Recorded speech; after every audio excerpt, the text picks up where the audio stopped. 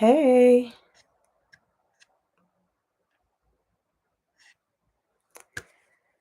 hey, everyone. Yeah, I have come on live today as I have committed to doing weekly lives. So today's live, I thought that I would think about.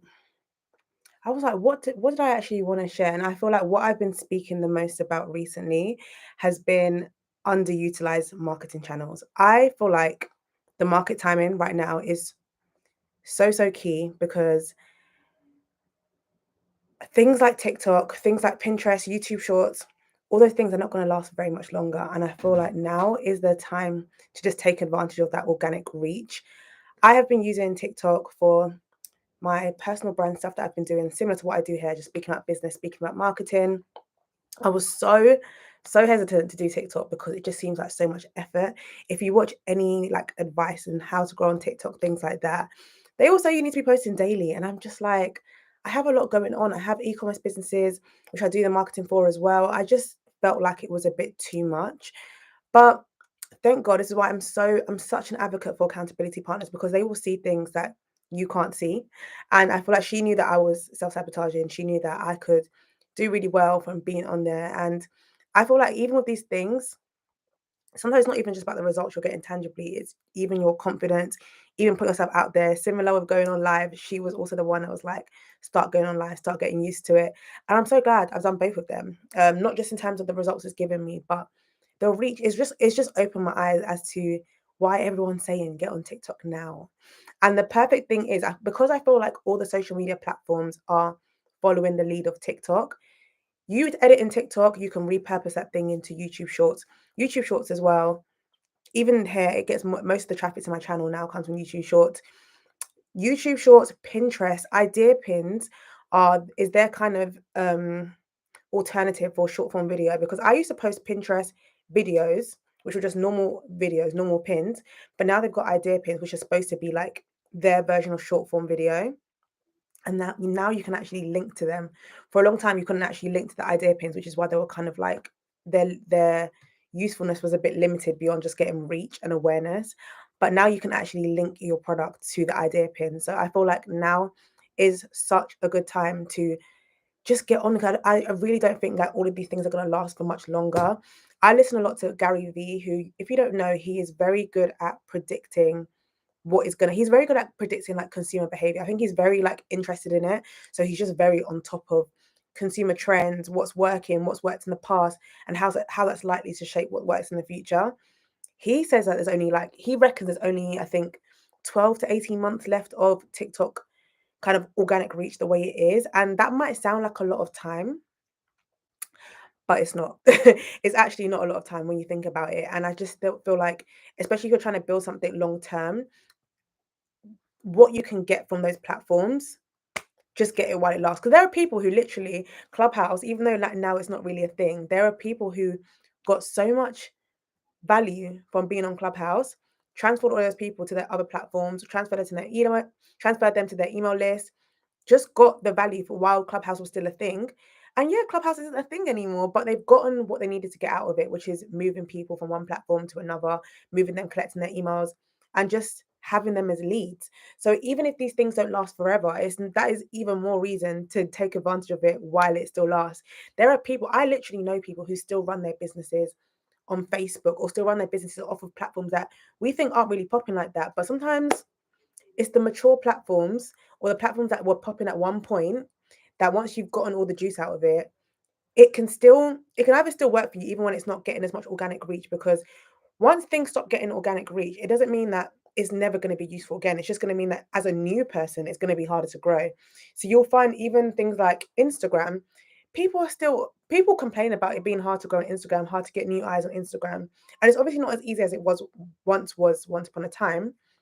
But the people that have been on Instagram and get most of their business from Instagram and have been like consistent on Instagram, it's still such a good marketing channel for them. So it's just about getting in early and getting in before the reach stops. So that is definitely something that has been the the power, the impact of has been so prevalent for me of recent. I think another thing that's been prevalent, which is a bit more of a mindset thing, because as we know, I'm very much twofold with these things because there's only so far tactics will take you, and that's why I'm really glad that I have started moving towards learning about principles more than anything and talking about principles, because those are the things that are going to surpass any social media platforms. Which I will recommend this book called Traffic Secrets by Russell Brunson, because I feel like even though it is a bit tacticky, a lot of it, if you read between the lines, is principle. And that's why the book has stood the test of time, because that was written a very long time ago. But even reading it now, it still applies to TikTok, which wasn't even a thing when the book was written. That to me is like such a, yeah. What's your advice to stay consistent on these social platforms? Staying consistent, scheduling out your content creation in terms of scripting out what you're going to create and scripting out your ideas, separating that out and having like a dedicated day for that, and having a dedicated day for, or dedicated slot for creating it, and then a dedicated slot for editing it. They use three very different parts of your brain. And I think if you try to lump it all as one, like, oh, I need to post something, let me think what to post, let me make the post, let me edit the post, that's when it just becomes overwhelming and you just won't do it. Take that from me. You probably won't do it. So I would say just separate out content creation, content making, like actually making it, and then content editing it, because they are very, and even scheduling. If you're scheduling on a platform that's like YouTube, where there's quite a lot to do, like making thumbnails, SEO, there's just quite a lot of elements to the scheduling. I would just separate that out as well as a separate task, because it's long. I'm not gonna lie, these things are long. You can obviously use like scheduling tools, things like, which I actually don't like using, funny enough. The only scheduling tool I like using at this point is Pinterest, Tailwind, which is for Pinterest, because posting on Pinterest is just weird. I don't know, I don't connect with it, even though it works. That's why I do it. But I don't like to sit there and just like post manually. But with TikTok, I do it manually. YouTube, I do it manually. Instagram, I do it manually. I do everything manually. But you can also use things like Later to like schedule out your post, because a lot of people do find that easier. But yeah, I definitely would say separate out the tasks, because they're three very different tasks. And if you try to lump them together, you're probably not going to do it, or you're going to find it very overwhelming. Because yeah, especially as I was saying with TikTok, you do have to post like daily if you want to see proper growth.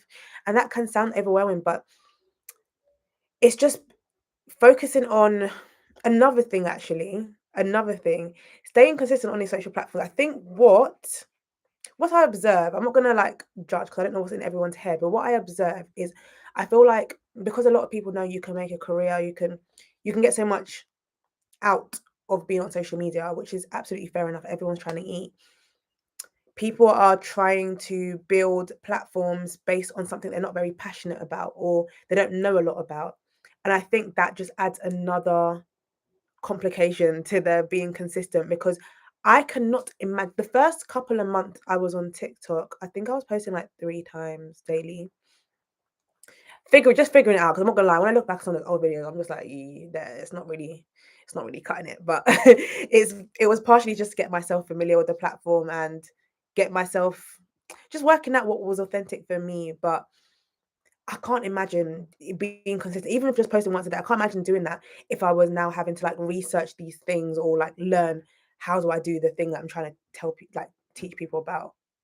I think just going with something that comes more naturally to you is going to make being consistent a lot easier, because otherwise you're going to be forcing it. Like, authenticity makes the job a lot easier, is what I've learned. Which is why, as nerve wracking as I was originally with going on live, I've actually found that that's kind of why I enjoy it, because ultimately it's live. So I'm gonna say what I have to say, and if it flops, it flops, kind of thing. Like, it's just authentic. It makes that headache of like scripting and learning and just that force and that resistance. It kind of just cuts all of that out. So would very, very, very much recommend sticking with something that comes somewhat naturally to you, to be consistent, and also delegating. If you've got help, if you've got a VA, definitely look at getting VAs or training up a VA, so that you could outsource some of that work. Especially, there's different, obviously, if your thing's more of a personal brand where you're speaking, like, you're the one with the knowledge, so it's not going to be as easy to outsource. But I do feel like you can systemize a lot of these things when it comes to editing, when it comes to creating content, so that maybe it's just like coming up with content ideas, maybe it's like finding out what's trending, maybe it's creating like carousel posts. There are certain elements of the content creation process that you can probably outsource. So just create what is called a standard operating procedure when you're making these pieces of content, so that you can have a step-by-step guide that one day you can outsource to someone. And even if you don't outsource it straight away, I think it's a very good thing to get into the habit of creating SOPs, because you want to build with the mindset of growing, and growth is going to come when you have people to help, because you can't grow by yourself. You're never going to be a jack of all trades. So definitely kind of come up with a sort of system. What's your advice on the fear of just showing yourself on socials? I want to do it, but I'm scared and I just overthink. I can very much, very, very, very much relate to this. I did a YouTube video on this, how to get over the fear of starting YouTube. I also did a TikTok about content creation for introverts, because I think especially for me, my biggest struggle was I've held this introvert label for so long now. And I held the introvert label, and then that introvert label became like being withdrawn. And so for me, I was kind of like, people like me don't go on the internet. People like me don't talk, don't put themselves out there. It's not easy, but it's recognizing why do you want to go on socials? If you feel like being on social media, putting yourself out there, whether it be to start a business, to start a personal brand, just to show your creativity, if you think it's going to get you to the next level in some sort of way, then you're going to have to ask yourself this question that I always hold myself accountable to. When you say you're scared of putting yourself on socials, are you scared of putting yourself on socials, or are you scared of what people think about you when you put yourself on socials? Because if it's the latter, which it normally is, because it's the same when people say, I'm scared of starting a business. You're not really scared of starting a business most of the time. You're scared of, if that business fails, how will people perceive you if they've seen you fail, which is it's a man-made thing, because you only fail if you stop. Cliche, cringy, I know, but that's the truth. You only really fail if you stop. How does a business fail? Unless you go bankrupt. But even if you go bankrupt, you can start again, I'm not gonna lie. But what was I saying? Yeah, if it's the latter, are you willing to stop yourself from getting to the next level because of what people think? And that is a very hard question to ask yourself, and then say, yes, I am. I am willing to stifle my life based on what other people think of me. Because I think we try to convince ourselves with the self-sabotage, we try to convince ourselves that the reason why we're scared of doing something is because we're scared of failing, or the reason why we're scared of doing something is because we don't want to put ourselves out there. But when you actually get that clarity that what you're really scared of is what people think, or you're really scared of how people are going to perceive you if you are seen to X or B. With social, I think the fear I had anyway, let me not project, was I felt cringy doing it. So I was just like, oh my gosh, people are going to watch me and find it cringe. And I'm not gonna lie, sometimes I look back at my old videos and I find it cringe. Even when I say, oh, it's last week, I find it cringe. But at the end of the day, I'm growing. I've grown so much since I started doing it. And it's just done so much. It's done so much. So I just have to, you'll build that muscle of, I call it the one thing. There's at a given time, there's always that one thing that if you were to do it, it will get you to the next level. For me, it was putting myself on social media. Then it was going live. There's always one thing. And if that one thing for you is putting yourself out there on social media, then just recognize that if you don't do that one thing, that once you've got clarity on what that one thing is, if you now decide not to do it, you are actively deciding not to be a higher expression of yourself. And these are the kind of hard things I hold myself accountable to. Like, wow, am I really going to look myself in the mirror and say, I'm settling? I'm not gonna lie, some days I do that. But for the most part, like on a long-term scale, am I really gonna look myself in the mirror and be like, you know what? This is it. No, this isn't it. This isn't it. And I say all of this with the transparency that it's not like I wake up. You know those motivational videos you watch on YouTube of like Rick Ross just gassing you, that it would just be a compilation of people just lifting things in the gym and talking about, you gotta win, you gotta do this, you gotta do. I don't wake up feeling like that. I wake up, I don't know if you've seen this meme of this woman, of the woman that's on the edge of her bed and like her nighties dropping off and she looks tired. That's how I feel on most occasions. That is the honest truth. I don't feel like, yeah, let's get this most of the time. But I do also recognize that, yeah, I can't stifle myself. I think I just thrive off of growth so much. And I guess maybe to an extent it is a personality type. I think it's it's just something you have to be honest with yourself as to like how much it matters to you to grow. If it's not that deep for you to grow, I do not judge anyone. I don't think it's by force to grow. I do low key think it's our purpose to grow in some aspect, but growth looks different to every person. Like growth could be is something that you don't feel like you have to push yourself to do as much. And some people just want to grow in a particular area. Maybe that's cultivating their relationship. Maybe that is looking after their family, and that might not come with the same sort of let's get it, like put yourself out your comfort zone type of thing as maybe it is with like putting yourself out there or growing a business or trying to lose weight or gain weight or just change your body. It might not come with that same sort of like masculine energy, but if what you're trying to do does come with that, then unfortunately, love, um, unfortunately, that is going to be an element, is going to be like pushing yourself past certain barriers. There's this one video about Bob Proctor that I love so much, which speaks about something called the terror barrier, which is like every time your mind is trying to convince you to stay, every time you're trying to push yourself to do something out of your comfort zone, your mind is going to do numbers on you because you're hitting your terror barrier, and that's like your limit of comfortability. I will link the video below because I was listening to that daily at a point because there were just certain choices that needed to be made and they were scaring me.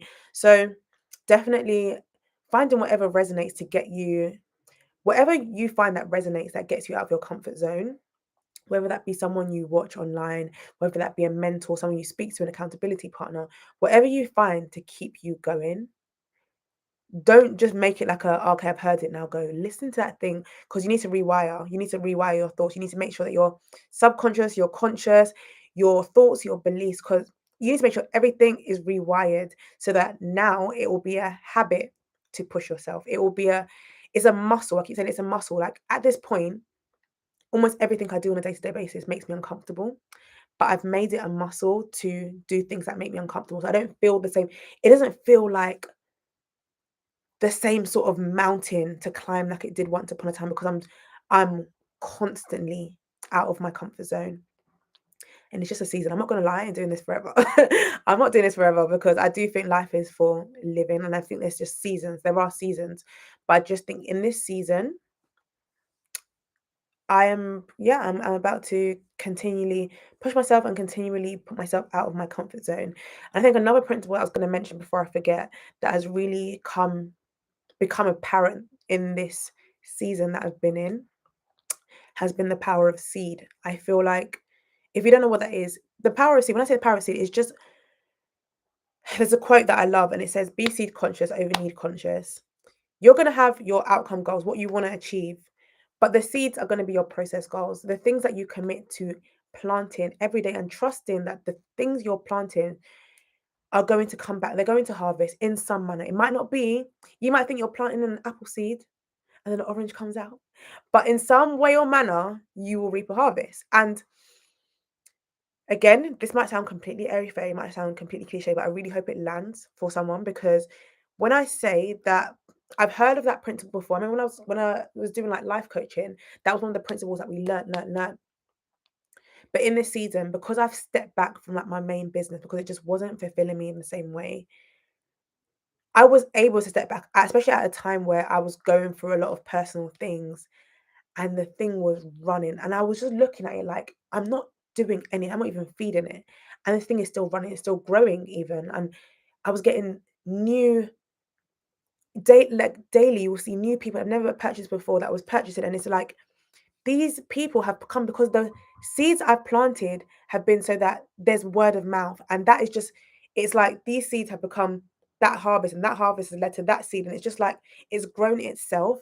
And just having that visual that I've literally lived out now, I will never overstep the power of seed, which is why, like I said, I keep pushing myself with creating content has been I enjoy it. In general, I really do enjoy creating content. I really do enjoy speaking about what I speak about. It comes like I love talking about this stuff, and it's been a good outlet for me because I think sometimes I was boring people in my personal life with this stuff because not everyone cares. Whereas at least here, everyone's kind of chosen to be here.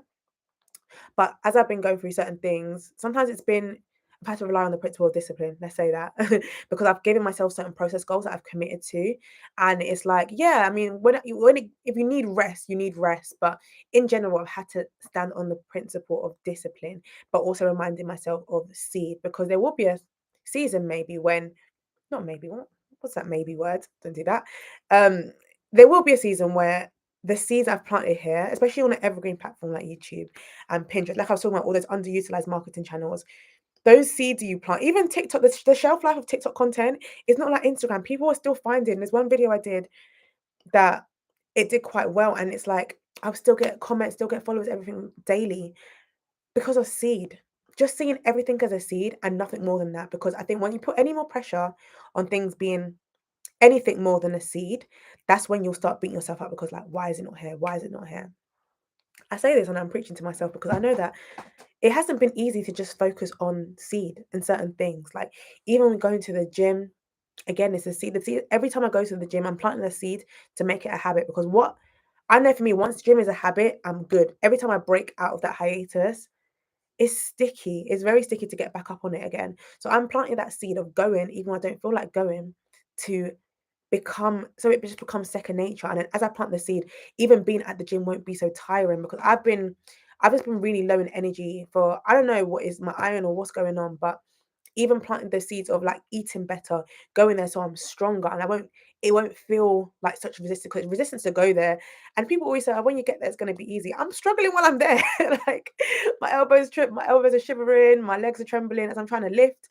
It's difficult, but I'm planting the seeds because I know, and I've really, really know now the power of seed. And I know that it's gonna, in the long term, it's gonna be beneficial. So I just have to kind of focus on that. I really just have to focus on that.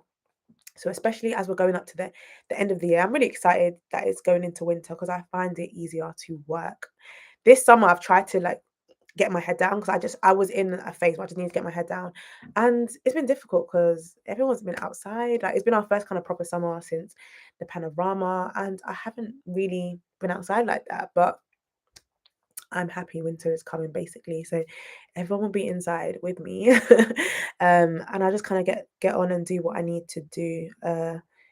Yeah, I think for the rest of the year I'm just focusing on planting seeds, focusing on building up my mind as much as possible, because every new season, I think, unlocks new limiting beliefs, it unlocks new mindset blocks, it unlocks new, like, even today I deeped another mindset.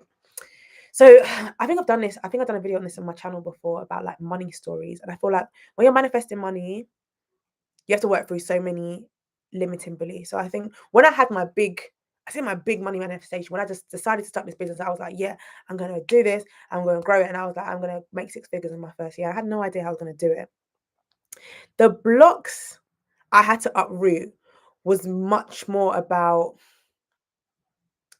putting myself out there, giving things a shot, and just believing in the impossible. I felt like think money was hard to make. I felt like because I hadn't seen people around me do certain things, I very much thrive off of like herd mentality. So if people around me aren't doing certain things, I start to doubt myself about whether I'm doing things, or I get validation from the people around me a lot, even though they're not necessarily doing the same things that I actually want to do, or striving for the same things I'm striving for. So that's something I had to kind of break myself out of, and seeing myself, because a lot of times your money situation is reflective of how much you believe in yourself, and all of that validation and herd mentality. When I got down at its root, that was me not believing in myself and my own ability, and not knowing my identity. So all those blocks, and now I feel like a superhero. Okay, cool. And then new ones come out. Do you know what? One I just landed today, and I didn't even realize that. I didn't realize it was there, but I realized, and it's partially from the way I've grown up. I don't want to blame them, but it's just what I've seen, what I've grown up seeing. I I have a bit of a, if it's not broken, don't fix it mentality. Like, I won't invest in things until they break, even if I could afford it. And I really don't think that's good. I think if you truly believe in abundance, you won't wait for things to break. You'll invest in things that needed to be invested in. You'll invest in things that you truly believe to be worth investing in. So if I believe I am worth investing in, then I believe that Okay, I deserve good equipment because I have online businesses. I need good equipment, but I won't buy equipment until the equipment I have breaks. And there's a thin line because obviously you don't want to be wasteful, but you also, if you're thinking in true abundance, there's I can you have to sometimes know you have to sometimes use like intuition and common sense to know which principle you're standing on and where to draw the line. But it's just something that came to me, and I was just like, wow. I realized that I don't replace things until they break. And that's something that now I'm aware of. I'm gonna keep an eye on it because I don't want that to be something that hinders me because it very easily could be. You could be blocking your blessings because you're waiting for something to break. Whereas the next level is waiting for you, but just that something hasn't broken yet. Similar to, I guess you can say, even when I left my job, I did kind of wait to break before I left, to be honest, because I had a conversation with my accountant what do I need to do to leave? And I was in that position a good 8 months before I actually left. When I ended up leaving, I was nearing collapse. I was literally nearing collapse, and it's like, but you live and you learn, you live and you learn. And another thing I realize I do, I don't know if this is a money block, but I realize I do just enough a lot of times in life I will do just enough. And that's not abundance. I guess it is a money block, yeah, because it's like if you truly believe in abundance, you will strive for overflow. But you want to call it just enough, you want to call it bare minimum, I don't know. But I don't push myself as far as I can push myself. I kind of push myself a bit beyond what I need to do and then withdraw. And it's not really conducive with the spirit of excellence that I've been brought up to believe in. But yeah, that's pretty much what's been on my mind recently. It's been market timing, taking advantage of the short form situation, organic reach of these platforms because the way these ads are set up, if you've got the money, you've got the money. But if you don't, then I definitely think using those organic methods, this is the time now. The power of seed, uprooting money blocks, like yeah, these are some real deep lessons that have been landing and festering at a completely another level. I don't know. I was thinking the other day. I was like, I wonder how comfortable I ever get online. Like how much I will overshare. I don't want to call it overshare. How much I would ever share in terms of like when you're going through personal things. Because I really find it beneficial when someone's really open about like what they're going through and how they're working through it. But I think it's because, God forbid, I ever like cried on Beyonce's internet. I will unplug the Wi-Fi if a tear ever came out of my eye. I'm not gonna lie. So I don't think I'm at that stage yet. But yeah, it's been an interesting season. But we're doing what we gotta do. So yeah, I don't know if anyone has any other questions. I've been on for about half an hour now. I will leave this up. So hopefully, if anyone wasn't able to catch the live, then you still get some value from it by watching it back. No, I don't aim. I do lives. I'm going on live every Wednesday at 6:30. So if you can ever if that's a good time for you, then yeah, feel free to join us live. But yeah, I will always save them. There's only one time I didn't save it because I was upset. I'm not even gonna lie. I was upset, and I tried to come on and stand on that principle of discipline. And I'm glad I did it because it's exercising the principle, and I'm really glad I did it with hindsight. Even though afterwards I was like, oh my gosh, why did I do that? But not that I cried online, but I just wasn't myself, and I was waffling. And I was struggling. I was shuffling, but I was gonna put it up because I was like, this is ain't no one gonna get nothing from this. This ain't my brand. So I was just like, yeah, I'm gonna leave this on private. I was even looking at it today. I was like, it would make me cringe. I haven't watched it back, but I feel like I need to watch it back to remind myself of this season. But it will stay on private. So yeah, thank you for joining me. And yeah, I don't know if anyone has any last minute questions. I don't think anyone does. That's absolutely fine. I will leave this up and hopefully see you again next week. Bye.